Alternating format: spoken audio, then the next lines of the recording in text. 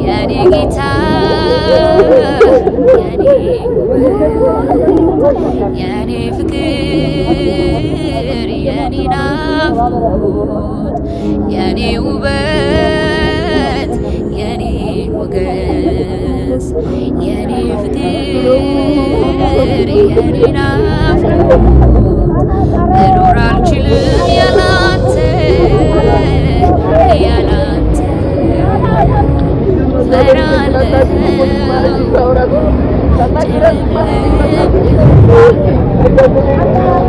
አልችልም ያላንተ ያላንተ ፈራለሁ ጭልምልም ቃልህን መርሳት ነው ጎዶሎነት መጸለይ ማቆም ነው ድርቀት መንፈስህን ሄደች ወደ ኢየሱስ እግዚአብሔርን አምና ዓለምን ካደች ሄደች ወደ ደስ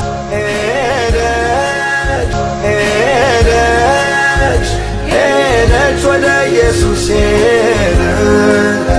እግዚአብሔርን አምና ዓለምን ካደች ሄደች ወደ ደስ መተው ነው ክስረት ብሎ ማደር አንተ በሌለበት ቤተሰብ አብረን መውጣት እንችላለን። ማጣት ነው ብቸኝነት ሳይሰሙ መውጣት ዙረት ያለ ድምፅ መስራት ነው ክስረት ብሎ ማደር አንተ በሌለበት ቃልህን መርሳት ነው ጎዶሎነት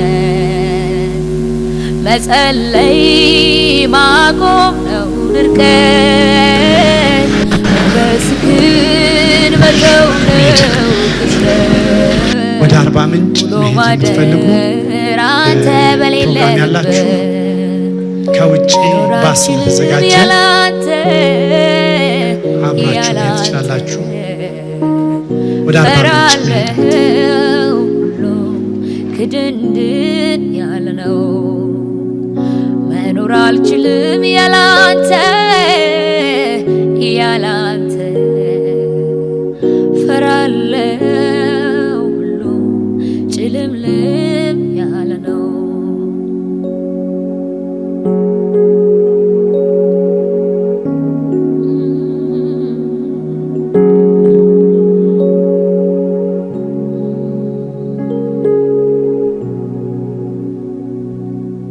እንደ ብልኋ ሴት ልክ እንደ ማርያም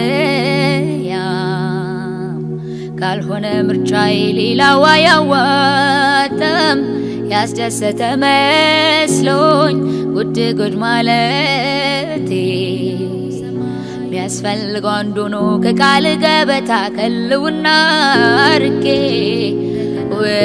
ውጪው በስቶ የልውናን ቦታ ደጅን ካስጣለ የበዙ አገልግሎት በፊት የመሆን ጊዜን ከነፈገኝ አያስደስትክም የትጋቴ ውጤት የሩጫዬ ብዛት ይልቅ መንበርከክን ከቃል መጣበቅ ነፍሴን ላስለምዳት አያስደስትክም የትጋቴ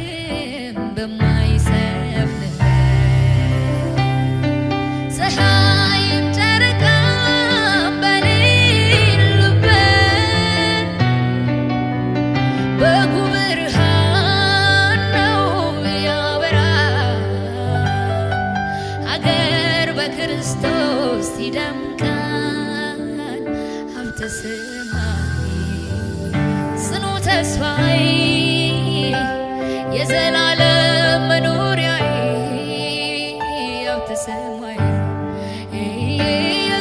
የሚዬ የምስራች ምስሯ የምንላት እህታችን ወዴት እንደሄደች ልናገር ወዳለሁ።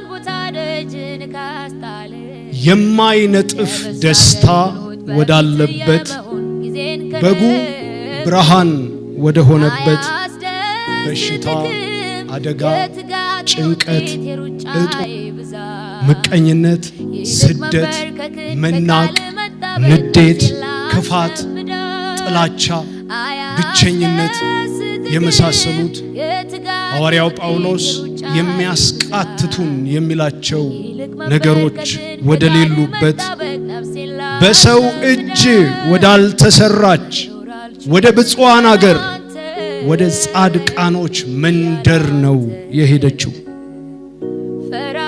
የመንግሥተ ሰማያት ምስጢር የገባቸው ቅዱሳን እንቅልፍ የሆነውን ሞት የሚመኙትም ለዚህ ነበር።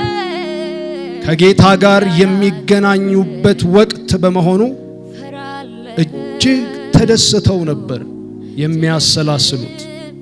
ስለዚህ ሐሳብ ሐዋርያው ጳውሎስ በፊልጵስዩስ ምዕራፍ 1 ከቁጥር 20 እስከ 23 ሲናገር እንዲህ ይላል፣ ነገር ግን በሕይወት ብኖር ወይም ብሞት ክርስቶስ በግልጥነት ሁሉ እንደ ወትሮ በሥጋዬ ይከብራል። ለእኔ ሕይወት ክርስቶስ ነው፣ ሞትም ጥቅም ነውና ልሄድ ከክርስቶስ ጋር ልኖር እናፍቃለሁ፣ ከሁሉ ይልቅ እጅግ የተሻለ ነውና ይላል። እንግዲያውስ ሞት ወይም አባቶቻችን እንደሚሉት እንቅልፍ ወደ መንግሥተ ሰማያት መሸጋገሪያ ድልድያችን ነው። ጳውሎስም ከላይ የጠቀስኳቸውን የሚያስቃትቱን የሚላቸው እነዚህ ነው። ክርስቲያኖች ሲያንቀላፉ ይህ ሁሉ መቃተት ይቀርላቸውና ከሰማይ የሆነ መኖሪያቸውን ይለብሳል። የሚሞተው አካል በሕይወት ይለወጥና የከበረ አካል ይለብሳል። ሁለተኛ ቆሮንቶስ ምዕራፍ 5 ቁጥር 2። ለዚህም ነው መዝሙረኛው የቅዱሳኑ ሞት በእግዚአብሔር ዘንድ የከበረ ነውና የሚለው። በጌታ ቀን ስለሚሆነው ትዕይንት ሐዋርያው ሲናገር እንዲህ ይላል፣ ነገር ግን ወንድሞች ሆይ ተስፋ እንደሌላቸው እንደ ሌሎች እንዳታዝኑ አንቀላፍተው ስላሉት ታውቁ ዘንድ እንወዳለን። ቁጥር 16 ላይ በክርስቶስ ሆነው ያንቀላፉት በሕይወት ያሉትን ቀድመው ይነሳሉ፣ ከዚያም እኛ በአየር ላይ እንነጠቃለን ይላል። ምስርዋ ቀድማን ነው የምትነሳው። ኦ ጌታ ሆይ ያ ቀን እንዴት ያለ ድንቅ ቀን ነው! እናመሰግንሃለን። ዛሬ የሚዬ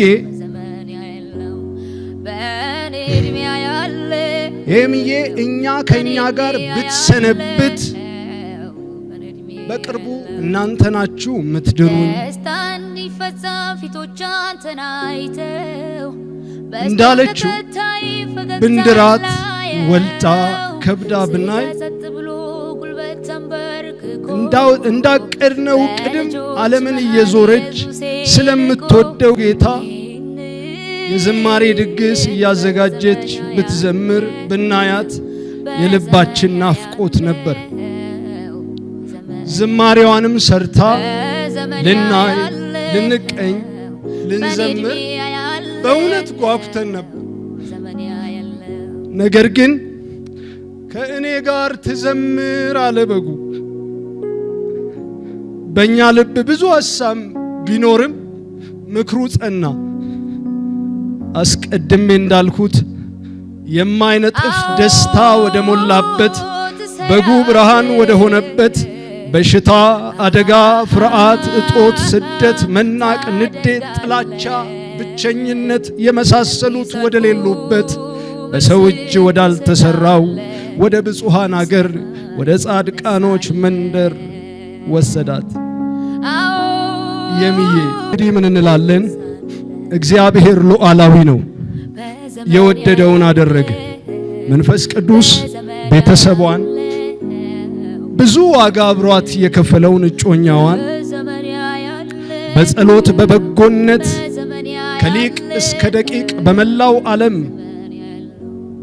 በበጎነት ከጎኗ ለቆሙት ለወዳጅ ዘመዶቿ በአካል ከኛ በመለየቷ ላዘኑ ሁሉ እግዚአብሔር መጽናናትን ያድርግ። ጌታ መንፈስ ቅዱስ ልባቸውን ይደግፍ።